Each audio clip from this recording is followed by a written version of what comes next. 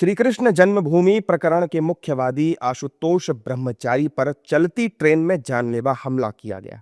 उन्होंने आरोप लगाया है कि रीवा एक्सप्रेस में उन पर धारदार हथियार से अटैक हुआ, उनकी नाक काटने की कोशिश की गई। उन्होंने इस हमले के पीछे स्वामी अविमुक्तेश्वरानंद और उनके सहयोगियों की साजिश होने का आरोप लगाया है। इस मामले में प्रयागराज के जीआरपी थाने में लिखित शिकायत दी गई है और पुलिस मामले की जांच कर रही है।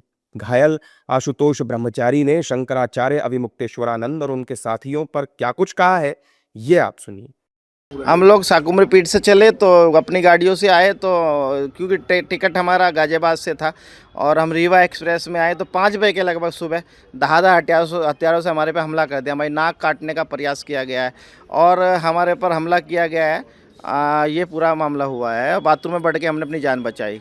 ये अभी मुक्तेश्वरन के खिलाफ जो पॉक्सो के तहत छोटे छोटे बटुक का जो मुकदमा दर्ज कराया था, तो उसके तहत ही हमारे पे घोषणा किया गया था कि 21 लाख रुपए मिलेंगे जो आशुतोष ब्रह्मचारी की नाक काट के लाएगा, 100 भी सनातनी लाएगा। तो उसके तहत ही हमारे हत्या का प्रयास कराया गया है। हाँ, मैंने इलाहाबाद में FIR दर्ज कराई है। किन लोगों के खिलाफ? अभी मुक्तेश्वरानंद, मुकुंदानंद, अरविंद और प्रकाश और दिनेश शर्मा। हम प्रयागराज आ रहे थे और गाजियाबाद से हम बैठे थे, यहाँ पैरवी करने के लिए आए थे हम लोग। माननीय न्यायालय में एविडेंस दाखिल करना था। हाँ, पूरा मुकदमा वापसी कराने का दबाव वो चाहता है कि मैं मर जाऊं और वो एविडेंस जो पेन ड्राइव है वो मैं न्यायालय तक ना जाने दे।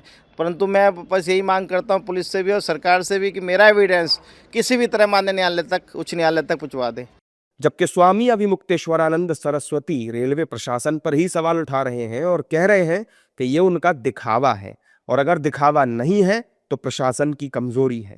ऐसा है कि जो अटेंडेंट है, जैसा कि हमको समाचार में बताया गया, वो कह रहा है कि बाथरूम में गए तब तक तो ठीक थे, बाथरूम से निकलने के बाद से इनका ये हाल हो गया। तो बाथरूम में जब गए तो ठीक थे, तो बाथरूम से निकलने के बाद उनको किसने मार दिया?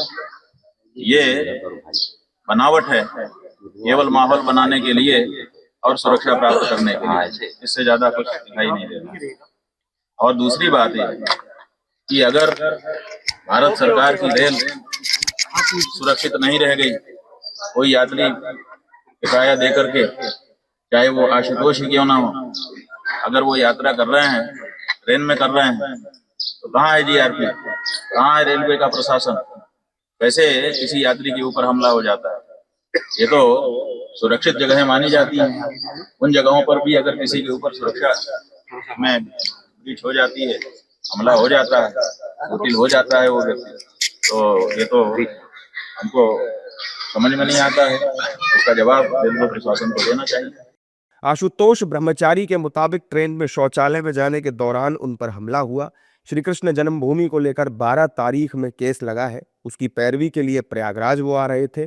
उन्होंने कहा कि हम न्याय चाहते हैं और इनके खिलाफ कार्रवाई होनी चाहिए।